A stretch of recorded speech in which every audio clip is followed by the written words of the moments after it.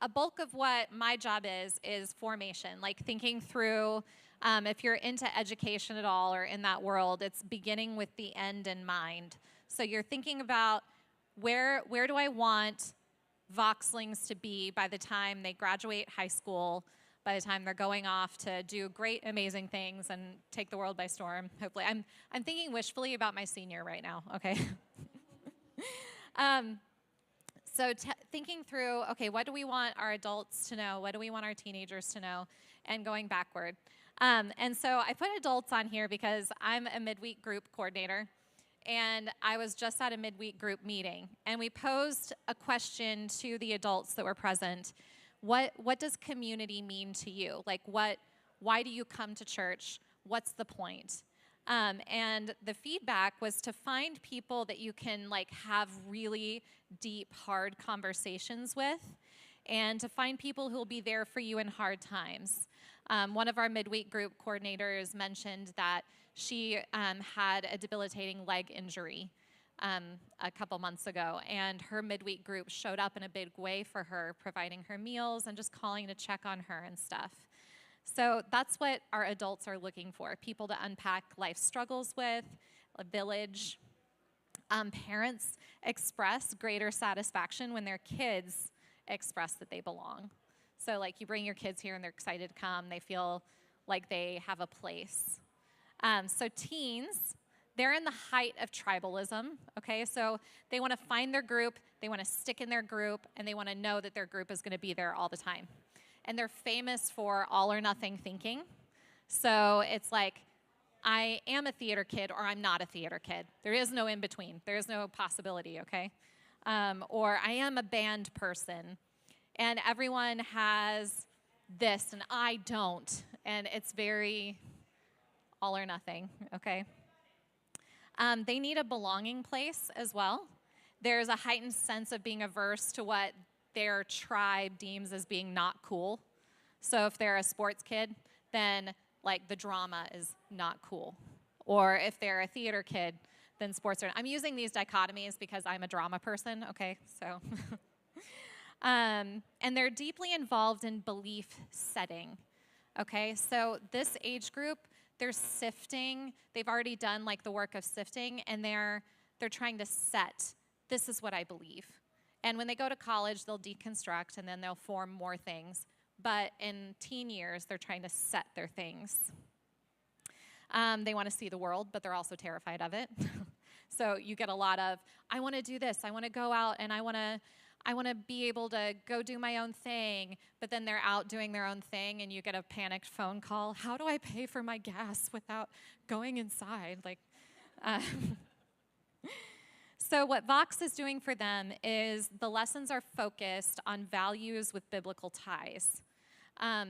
So we're focusing right now on Vox's values. We've been working through the value of contribution, i.e. participation. So what does it look like to contribute to your family, to your community, and to a community of faith? And we're also working on a bigger worldview. So we incorporate some principles of that. Preteens, they're becoming aware of tribes. So this is our WAZAM group. They're starting to become aware that groups are gelling, and there's a beginning sense to need to belong to one and to make a place. Like, this is my spot, okay? Let me get comfy in my spot. And there's an awareness of childlike behavior. And so at this point, you usually see a divide between the boys and the girls that becomes very apparent, where the boys are more in their play selves still, and the girls are starting to view that as being a little too childish. Like, okay, it's time for me to grow up. I'm getting a cell phone, and like a lot of this kind of head nodding. That's why I'm doing it. And they tend to be envious of older kids, so like looking at Zaman and looking at the older teens and wanting to be like them, and finding someone like a mature person to idolize. And belief takes a backseat to social belonging. So at this age, it's not so important what they believe, but more like, oh, I have a friend. So they'll come to Vox because their friends are there. And they're less likely to come because of like wanting to study Christian stuff, if that makes sense. Which is generic for children anyway, but this group is particularly for that. So their lessons are essentially the same as the teenagers' lessons, but a little more focused on like, let's get the group to gel. So let's get us all to belong to one another. Elementary. So this age group is beginning the process of belief sifting. So they hear lots of things, and they're trying to kind of sift through it all and be like, okay, mom and dad, what do we believe? Like, what are our stances? What do I think about this thing? And they desire to accrue friendships and to please. So they want to please you as a teacher. They want to please their parents. And they especially want to please their friends. So what Vox is doing for them, as they begin to have more in-depth ponderings about the meaning of Scripture and how it pertains to our modern life, we help them in being curious and asking lots of questions. So this age group is like primed for you to ask the deep questions, for you to say, so we just read a lesson on Noah, which I'm not sure if we've actually taught on that yet, but we just read about Noah. What do you think about that? What comes up for you? What kind of thoughts are you having? And they will have thoughts. So, pre-K, this group's big work is imagination. They are place-centric. This is our Sprouts class. Their needs are to be safe, to have fun, and to be connected with the village, especially with safe adults. So they need to know that they can come to you and to depend on you as a safe person. So they get an introduction to Scripture and concepts on what the Bible is meant to do and what it is not meant to do. So there's a lot of lessons that focus on, okay, we can't take everything literally in the Bible, right? So let's sift through this. What is the meaning in this story, in this Scripture? So they get an introduction to that, and then we help develop connections to the adults. So I try to keep the same teachers in there, and that's a really important thing throughout all of Greenhouse, is having recognizable people on a monthly basis so they get to have their world expanded. And connections to their peers by encouraging collaborative play. So a lot of their lessons are play-based. Babies, this group's big work is to investigate and discover. So they need to put the things in their mouths. They need to sing songs and be silly and get to squish things. So their lessons are really about music and play and manipulatives, things that they can hold and squeeze and throw with basic faith principles. Okay. So that was my overview of the formation of the Voxling. Does anyone have any questions or any observations, things that you've noticed in working with your particular class, or a question in regards to a particular age?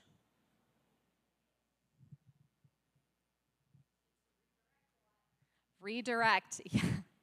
Yep, 100%.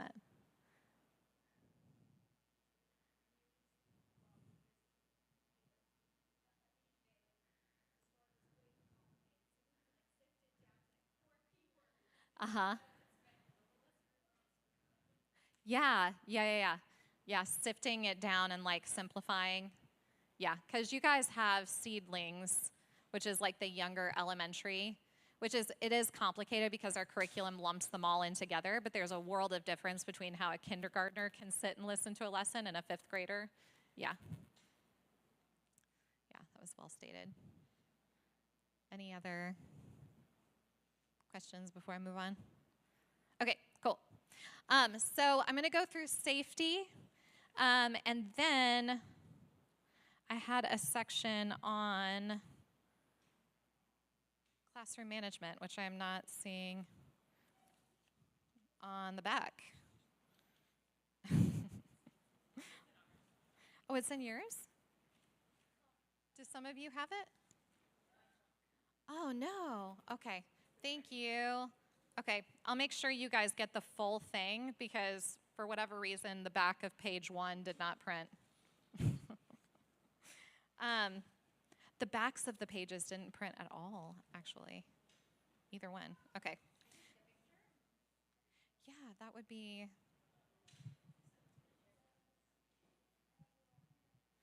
I'm also going to post this link and send it out to in an email. Okay. My bad, you guys. So classroom management.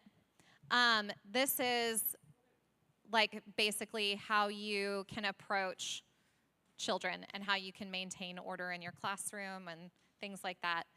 So overall, like the best practical tips that I can give you is to keep things moving and keep them busy, okay? So when a child is having a hard time detaching, this is particularly relevant to your classroom and Sarah's classroom, the best thing to start off with is getting them busy and interested in something. So handing them a toy or handing them a book or a snack, okay? We are not above resorting to food bribery in Greenhouse. Like, there's a reason that I stock so much of it and that we make so many jokes about funding our goldfish because food can do a lot. For an elementary kiddo, this could be a stuffed animal or an art project or an introduction to a new friend. With teens and preteens, I like to introduce them to a couple people and say, hey, this is so-and-so, and they're really cool. They do this and this and this, and like hopefully stewarding that conversation a little bit because it takes them a little while to get warmed up. And the best strategic words are comfort and distract. So comforting, providing like a pat on the back. If they're ask for consent first, say, is it okay if I give you a hug or if I, give you an elbow, high five or whatever. And just comforting, but then also distract. Like, let's look at something else. Let's do something else. Some comforting words could be, Mom, Dad, Grandma, Grandpa, Auntie will be back really soon. Would you like to set a timer for when they will be back? So sometimes for some kids, it's helpful and comforting to see a timer and to see the timer count down. So they might like that.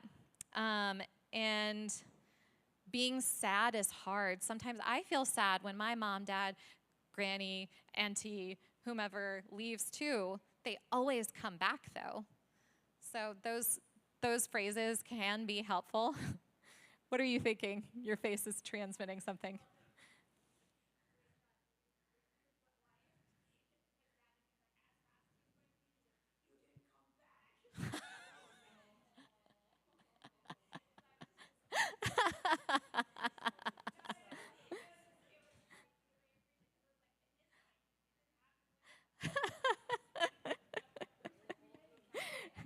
It didn't happen as fast as he was expecting. That's funny. Okay, so a tantrum. If a kid throws a tantrum, some calming strategies can be breathing strategies. So a really popular one is like to counsel them to breathe in like you're breathing in through a straw, okay? Or this can happen with anxiety with older kids. They might experience some anxiety. So having them, and then breathe out like a lion. And using that verbiage, breathe in through a straw, breathe out like a lion. It gets them focused on something fun, but also does the very real work of like helping calm their nervous system. Breathing in for a count of 5, breathing out for a count of 6, and then building up that number or bringing it down. That can be really helpful. Reading a book together, grounding exercises. Let's lay down on the floor. Let's stick our toes into the carpet. What do you feel? Things like that are really helpful. Pushing against a wall as hard as you can. So sometimes if a child is angry, like especially if they're like throwing cars or blocks at another kid, and you're like, what do I do in this situation? Redirecting them to doing something constructive with their body can be really helpful. So like, let's push against the wall as hard as we can. Come on, push, and then let go, and having them to do that kind of thing, or hug themselves as tight as they can. Hug yourself as tight as you can. Okay, let go. Things like that can be really calming on a child's nervous system. Um, Redirection strategies. Let's color or draw together. That can be helpful. Let's put on some music. Let's sing a song. What song do you know? Oh, I don't know that song. Can you teach it to me? What's your favorite animal, color, ice cream, book? Things like that can be really helpful as well to redirect. And I find redirection useful not only in like anxiety or children crying or tantrums, but also like if a child is expressing, I'm done, like I'm ready to go home, which can happen with elementary kiddos, then having them like share, oh, well, what do you think you're gonna do at home today? What do you have going on? You know, and getting them re-interested and re-engaged. And then I have a graph here, okay? So what if a child hurts another child? This is a common question that I get because you as a greenhouse volunteer don't have the same abilities that like a teacher in an elementary school has, right? And you might feel uncomfortable stepping in and intervening if a child in particular like picks up an object and tries to hurl it at another child's head, which has happened. So an appropriate response would be to separate the child from the group, okay? So if you're in a large room, this could be like, hey, can you come over here and talk to me for a second? What is not appropriate is leaving a kid in a room by themselves. I feel like this is stuff you guys already know. I'm just saying it because it's helpful too. But separating them and like giving them a little bit of space, okay, that's step one. What is appropriate is you can use your body to screen another child from harm. So if kid is hitting, kicking, throwing, you can step in between and screen the other child.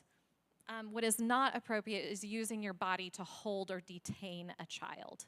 So you can't like actually physically put your hands on another child and like clamp their arms down or whatever. But if this feels like the only option to keep a child safe, this has escalated to an emergency level, and just call for backup. Call me, call Caroline Way, anyone who works here, or another parent, like, hey, I'm having an issue. Can you let someone know that I can't get a child to calm down? It's appropriate to take an object away if it's being used to harm another child. Absolutely, feel free. Like, yes, does it violate their autonomy? Sure. But they're also using it to pummel another child. So feel free to reach in and grab that Matchbox car. Like just say, oh, I'm so sorry. This is going to go back in the garage for a bit. And we're not going to take it out a while, okay? What isn't appropriate is like, just wait and see what happens. Like, well, maybe this will calm down. Just feel free to grab it and just intervene in that way. What's appropriate is to say things like, everyone needs to be treated gently. Everyone deserves to be treated gently. What isn't so helpful is to say things like, be nice. Let's be nice. Let's be kind. Because they don't have a super great handle on like identity words like being kind, being nice. Like what does that even mean? So saying gentle, they usually have a better idea of like gentle. Okay, like I don't grab the cat by the head and shake it, right? I pet the cat. Like they're used to thinking through gentleness. Let's use gentle words. Let's use gentle touches instead of don't do this, don't do that, don't do this. Giving them like redirection into a positive way is a lot more helpful because it helps. It's sort of like the concept. Have you ever had a driving lesson where they're like, hey, steer, look where you want to steer, look where you want to go? It's the same principle for teaching and parenting. Like, let's steer you in the direction you want to go. It's okay to have mad feelings. It's not okay to take our big mad feelings into big mad actions. That's like one of my favorite things to say to kids. Like, you can feel, like, let's just not take that into action mode. let's like maybe find a healthier way to express that mad. And what's not appropriate is to say, you're being mean or you're being whatever. You know, we don't want to lump them into an identity with the bad behavior. Okay, so classroom management. I know that that's like the bulk of what my teachers typically have questions on. So do you guys have any questions, any thoughts about things that were just said? I know it was a lot of content. I'm sorry. I know I'm talking. I'm like being mindful of trying to get you guys out of here in a decent amount of time. So I'm just like Lorelai Gilmoreing it and just.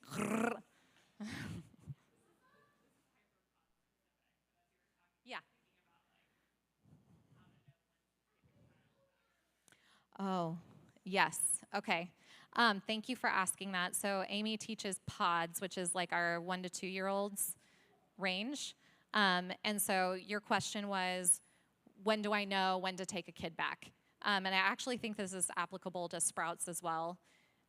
When a child cries, like this is my go-to to intervene. First off, I ask the parent, like if the child is not calming down when parent drops off, I'll say something like, if they don't calm down in the next couple of minutes, I will come get you. And then I say, is that all right with you? Like, and they'll usually be specific with you, and they'll usually say, well, give them 5 minutes or give them 2 minutes or whatever. So first off, I defer to the parent.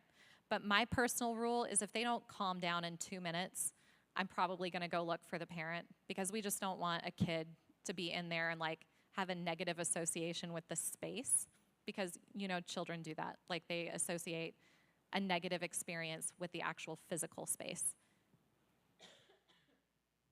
Sorry. Okay. What? Yes. Thank you. Oh my gosh. Yeah, it didn't even occur to me that that could be a problem. Um, what specifically? Mm. Trying to leave constantly. So what I do in that situation, first off, there's a couple of kids that their parents have expressed, no, please keep them here. They will redirect and they will want to be there. They just like to move. Like we have a couple of movers, like they just want to like roam the space. So if after redirecting them, like I would say 3 times, if that's not working, then send up a flare for help. Like text me, text the group on Church Center and just be like, hey, I need help. So-and-so is not calming down. And they keep trying to escape. Thank you so much, Jen. Any other questions?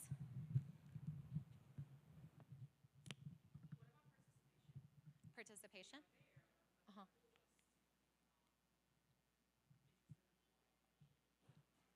Like just doing their own thing, you mean?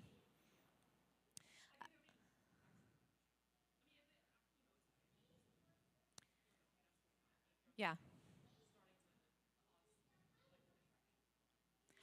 Okay.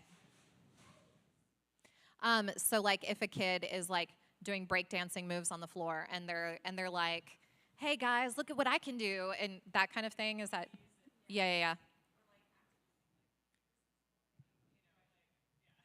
Yeah. Sure. Yeah. Okay. So I'll address those things differently, because what you're describing is like trolling the teacher, and then what you're describing is like just generic childlike behavior that's disrupting and like, yeah. So in that particular situation, I try to redirect a few times, and if they are just not hanging, then asking, bye, Hannah, then asking for intervention. Honestly, that's what I would do. I would try to read, huh? Yeah, yeah, yeah, yeah, yeah. I mean, I would try to get them involved in something that they've expressed interest in before. So, like watching if the kid was playing Legos happily at the beginning of class, it's totally fine to let them sit there and play Legos while you do the lesson. Or, if they were really into snack and they were like super into the Siete nacho cheese chips, they'd be like, hey, you know what? Would you like another bag of chips? Can you come back to the table, please? And I would love to give those to you, But doing that kind of thing, and will it set off another round of, I want chips? Yes, it will, and that's okay. Yes, yes, yeah. Does that, okay. Trolling the teacher. So I get very direct with children because they know what they're doing, especially with your age group, 3rd through 5th graders, and with your age group, and just looking at them and saying, I did not experience those words as kind words, and I'm a person. Do you think you could you restate that again, please? Or sometimes I'll look at, I have a little more bandwidth to do this than you guys do. I can be a little more direct. I'll go, oh, I think what you meant to say was this, right? And let's try that again. Would you like to try that again? And then they'll go, oh, yeah, sorry. But I like put on my teacher voice, you know. Any other questions? Yeah. Yes. To send a message to Church Center if something doesn't happen really fast where I acknowledge your message, send me a text. And if that doesn't work, step out of your classroom and come find me. It's on the app. Yes. Yeah. And which is on the back side of handout, like the second page. So I'll let you see that. Yeah. Uh-huh. Okay. Let's talk about changing diapers and bathroom policy. I'm going to breeze through this because you guys have that page. So changing diapers overall with diapers and bathroom, you want to avoid being in a situation where you're alone with a child and they could be unclothed in any sort of environment. Okay, so you want to avoid that at all times. And I want to avoid that for you because it puts you in a really sticky situation. I actually I had this situation happen, not with me, but with a child describing an interaction with another child in greenhouse where they said, what is it that she said? It was during our camp, and she told her mom, which thank goodness her mom knows me and told me, but the child said, this other kid, like, tried to put their hands on me, and I didn't give my consent. And the mom was like, okay, I want to tell you that my kid said this to me. And I was like, oh, no. I was there. What had happened was the door hit her in the face, and he was reaching to, like, check and see if she was okay. And he was, like, patting her face, and they're both 4, you know? So he was, like, very, very carefully trying to be like, are you okay, you know? And she didn't like that. But because I was there in the room, I was able to be like, oh, no, this is what happened. So we want to avoid putting you in a situation where a miscommunication happens like that. So if you're changing diapers, just make sure there's another adult present in the room or that you have a door open. Okay, so those are 2 different ways for us to be accountable, is having a door open or having another adult present. So in the bathroom, what I like to do, and we're actually getting some magnetic door stoppers. Way just ordered them for me so that we can just like prop the door open. But for the moment, what I like to do is just put the trash can in the door, in between the door and the doorway, just so the door can't close fully. That way people can see in easily and see, like, if I have to step in and help a kid like pull back up their pants, or sometimes they have button and zipper closures and they need assistance, things like that. Any questions about bathroom stuff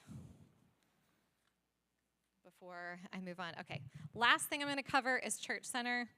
So the icon, if you don't have it, it looks like this. It looks like a little stained glass church on a white background. It's available for Android and iPhones. And in general, as a church, we're trying to transition to using this more fully. So like our midweek groups each have a group page on here. The Vox Choir has one. And you can also give through this. So it's actually really nice because you can just like hit a couple of buttons and it will just automatically transfer money from your bank account into the church's bank account. So we're trying to transition to using digital tools like this to help us streamline our processes. So it doesn't just help me, it helps you if you need a sub. So there's a conversation thread in your classroom group that says, help, I need a sub. And you can post in there, hey guys, I'm actually going to be out of town on my third week rotation. Would someone be able to switch with me? I can take these 2 Sundays, or I can take any Sunday, or whatever. So it's actually really helpful to you to use that. There's also a thread in there called help. A kid needs to go potty. And that's when you can message me and be like, hey, child is throwing a tantrum. Or, hey, I have a kid that needs to go to the bathroom. It's just me and my co-teacher in here.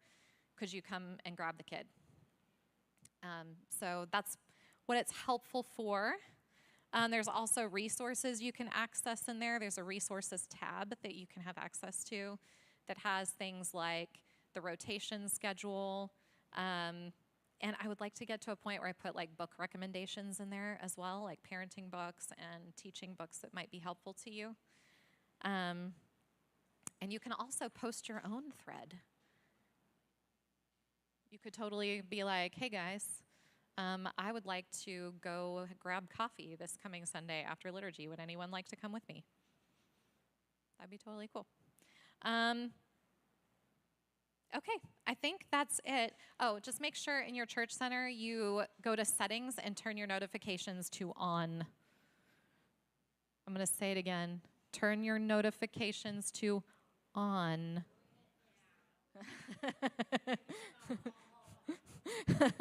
I know. I do that. I turn everything off. Because even like the badge icon just annoys me. I'm like one of those people that can't have like 1,000 emails in my email inbox and like look at that badge icon that lets me know you have 1,000 unread emails. Like it just makes me tick. Okay, I'm done unless you have questions. Does anyone else have any questions? Absolutely, yes. And I will email this to all of you in our volunteer email thread.